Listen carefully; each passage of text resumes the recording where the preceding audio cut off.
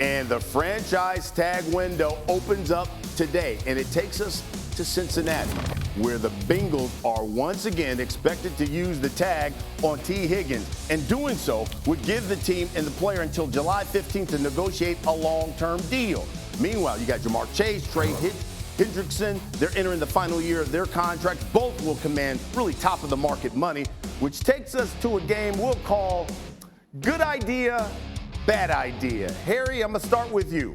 Would the Bengals locking up T. Higgins, Jamar Chase, and Trey Hendrickson be a good idea, bad idea? I think it's a good idea. We're talking about straight ballers right now. Having a number one wide receiver on the right side of the field, but also having a number one wide receiver on the left side of the field. And then when you look at Trey Hendrickson, a guy that led the league in sacks, you keep all three of these guys and increase your chances. Even though they have other holes, you do not let this talent leave out of your building. All right, let's talk about this. Yep. What do you think? First of all, if you want to talk hockey, I was an enforcer for the Junior Solar Bears in the 90s. Devin said, I will not be the minority today. Yeah, so I can do that. I did the dirty work. I was like Harry on the football field. I was able to do it all. The headline yesterday was that the Bengals intend to sign long-term deals with these three players. My 2-year-old intends to sleep through the night every single night. The baby monitor does not lie, okay? He doesn't. So for me, I'm looking at this Bengals team, and I'm seeing decades of spending and the way they operate that shows me that they're not going to keep these three guys. They just don't spend in a way that, frankly, is befitting of a contender. You can waste Aiden O'Connell's window, whatever you want to do. Other franchises can do that. You can't waste Joe Burrow's window. And Joe Burrow has said the championship window is as long as he's there. I agree with them. But the way they've managed their roster, letting Jesse Bates go to Atlanta a couple years ago and becoming an instant Pro Bowler, that to me is not befitting of Joe Burrow. Every other contender in the AFC, Baltimore, Buffalo, Kansas City, they go all in every year. They swing for the fences every year. And for me, for Joe Burrow, they're wasting it. They're not going to put enough guarantees in Jamar Chase's deal for him to sign the Justin Jefferson kind of type deal. They're going to lose at least one of these guys. Let me go to Tim Hasselbeck. Tim, good idea, bad idea if the Bengals are trying to sign all three of these guys? Yeah, I mean, listen, I think tagging him, preface this by saying tagging him makes sense for a tag and trade scenario. Look, I think to Kevin's point, you know, in terms of, look, the idea that you want to do it, Jamar Chase is going to reset the wide receiver market. So you're spending a massive amount of money to keep Jamar Chase. T. Higgins, because of, you know, the interest that'll be out there, you know, is going to get top dollar wide receiver one money. And then you can't afford to lose Trey Hendrickson because he's easily your best pass rusher. So, like, I just think when you get to it to that much money at the wide receiver position, like that's also not how you win and you build competitive teams, especially in the division they play in.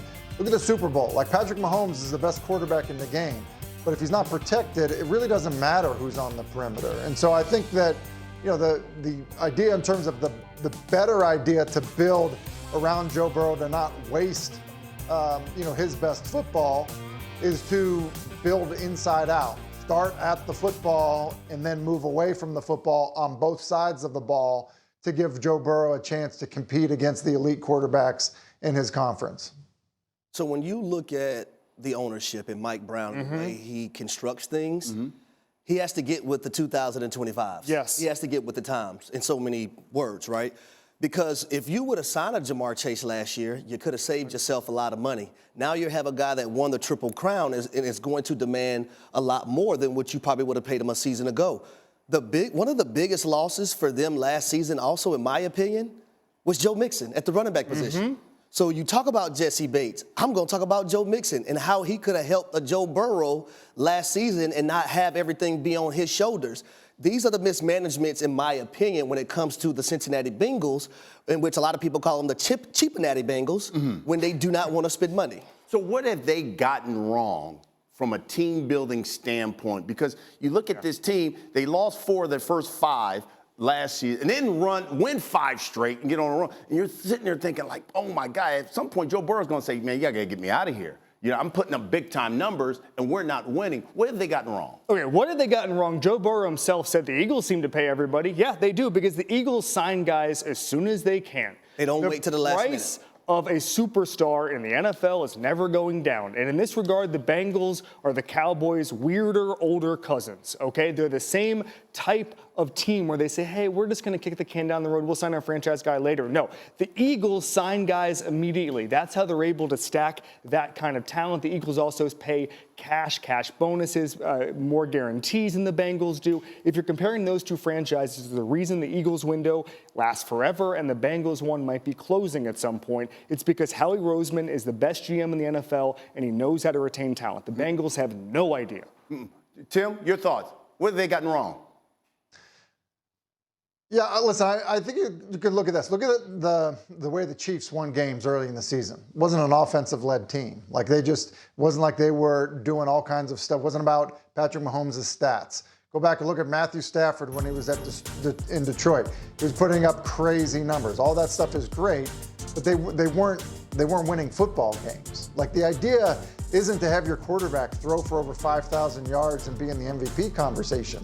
The idea is to win football games. It happens on both sides of the ball. How you allocate your money matters.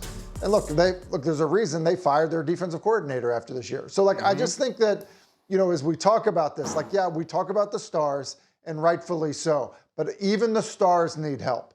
Like Josh Allen needs help. Like the stars still need help. And it can't just be in the form of perimeter talent.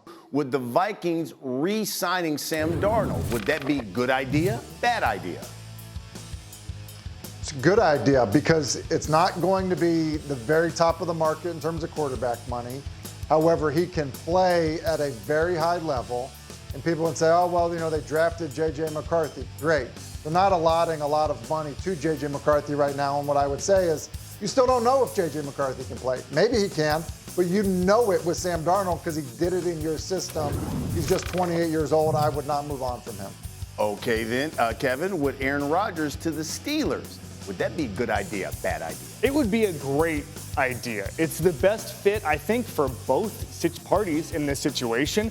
I think part of the problem with Aaron Glenn is he wants to create a culture. He doesn't want anybody to be bigger than the head coach. I understand that. First-time head coach. Nobody is bigger in Pittsburgh than Mike Tomlin. If Aaron Rodgers wants to try to do some of the things he did in New York that didn't fly there, Mike Tomlin understands how to rein in personalities. He's going to let him be himself, but also understand how he fits in a system here. I think this is perfect, and it should happen. What do you think, Eric? So I like that idea as well, and I'm glad you brought up Mike Tomlin and being able to orchestrate personalities because that's all he's done in his entire tenure with the Pittsburgh Steelers.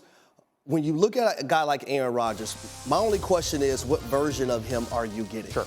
Are you getting the version that was the beginning of the 2024 season or the end of the 2024 season? Are you getting the version of Aaron Rodgers that was 2022 or 2021? I think that's up in the air right now. A lot of people don't know. But I think because of the pride thing alone for Aaron, he wants to play football again. That's another reason why he was in there pleading. Like Lenny Williams. Jets, I love you. No matter what. He was trying to stay with the Jets organization. Right? So I think it went exactly like that, by the way. Right. He's a guy that wants to play football because he doesn't want to leave this game with that season 5-12 when you're supposed to go in and be the savior for the New York Jets organization. All right, Tim Hasselbeck, what do you think? Good idea, bad idea, Rodgers in Pittsburgh? Yeah, I think it's a bad idea. Mike Tomlin is amazing. Does an amazing job as a leader, getting people to buy into what they're doing.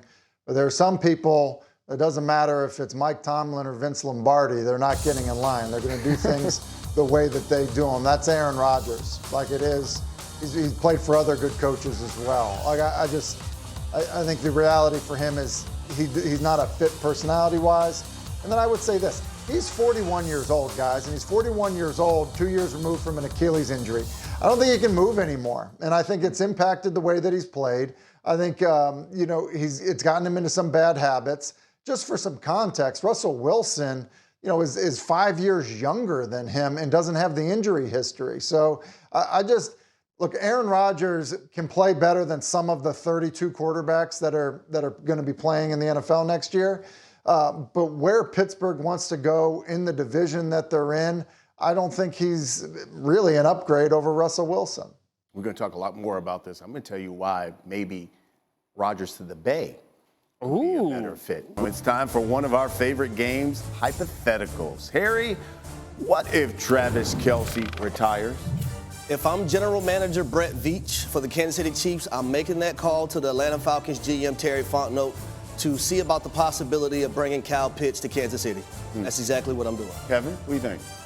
I would not try to get Kyle Pitts. Kyle Pitts has not done much to suggest that he's the replacement there. But for me, it means that the Kansas City Chiefs are not going to make the Super Bowl next year. Travis Kelce is so important to what they do, the way he sits in zones, the way he has literal get open routes. Harry, did you ever run a get open route? No. No. Travis Kelce does it every single time. Yep. So I think that's so important, they wouldn't be able to replace him short term. Tim, what if the Commanders get Myles Garrett? Well, I think it changes a lot for them because I think Myles Garrett makes any team that he goes to significantly better. I mean, he's an elite defensive player at a premier position. And so, look, I think when you look at the Commanders, there's a lot to like. There's a lot that got turned around in between Dan Quinn and how Jaden Daniels played. You had an elite player on the defensive side of the ball that can impact football games. I think it changes things a lot for the Commanders and what they look like next season. Here, what do you think if Myles Garrett goes to Washington? Yeah, they're definitely a Super Bowl contender. When you have a dominant guy defensively, we're forgetting a few years back. Remember when they were playing against the Tennessee Titans and Myles Garrett was going from one side to the other and forced a delay a game penalty? That's the kind of attention that Myles Garrett is going to endure.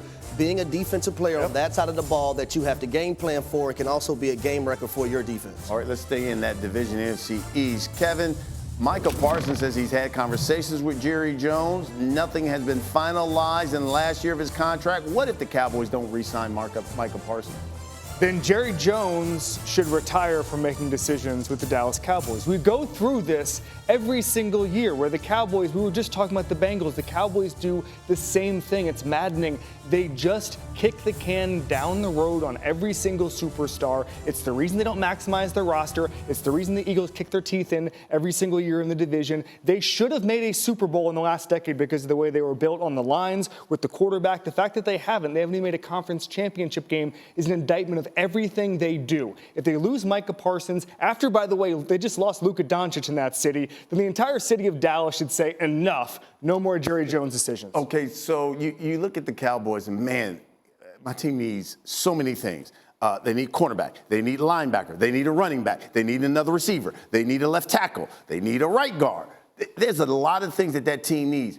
Why not reset the market and do a Herschel Walker type trade with Micah Parsons? It's just hard when you have a generational talent. You have a guy in his first 4 seasons that has, basically double-digit sacks.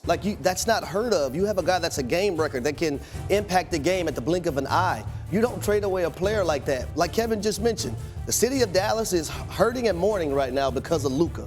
It's no longer there and being in L.A. Can you imagine the Dallas Cowboys trading Micah Parsons? But we also have to realize what's the main thing when it comes to Jerry Jones, because I don't think it's winning. Making money. It's dollars and cents. Yeah. That would hurt his dollars and cents if you trade a Micah Parsons, because people are going to probably protest and not want to come to games. Even though you're still going to have those fanatics that love the game, love the Dallas Cowboys, you're going to have a bulk of people that are just tired and exhausted already from Luka, and now Micah Parsons to add on to it? Yeah. They may boycott sports. Yeah. Period. Save sports in Dallas. You're right about that. Save If we don't need that, I got to do the UFL, the Arlington Renegades. I cover them. We don't need people boycotting sports in Dallas. Tim, we were talking about the Bengals and a team-building strategy.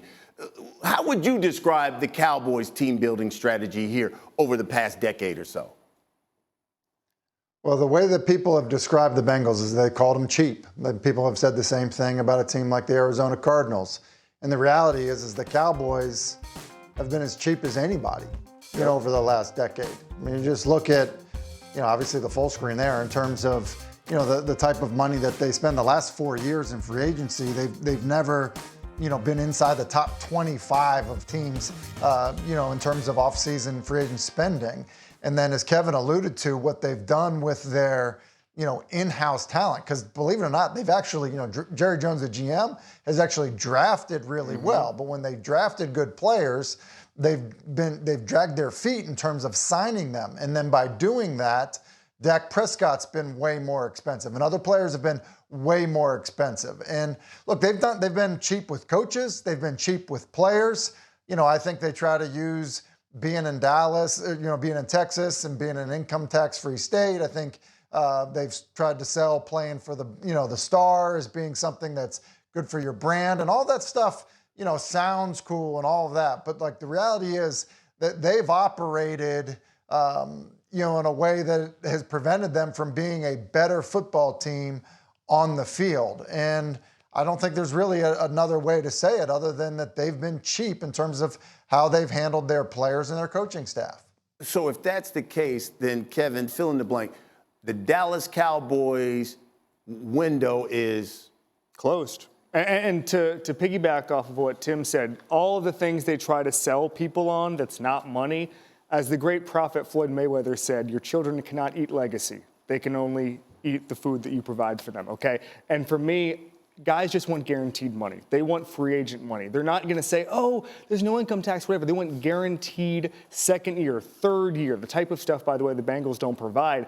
But right now, when I look at this roster, the offensive line took a step back this year. Some of the pieces they've drafted really well, but the last couple of years has not been the talent where it needs to be a contender with the Eagles, even the Commanders. They've gotten leaped. By the way, tough look for Joe Shane that the Giants aren't even close to those three teams. But the Cowboys, there's a huge gap now with the Commanders. It's not going to close anytime soon. The window is closed. So I was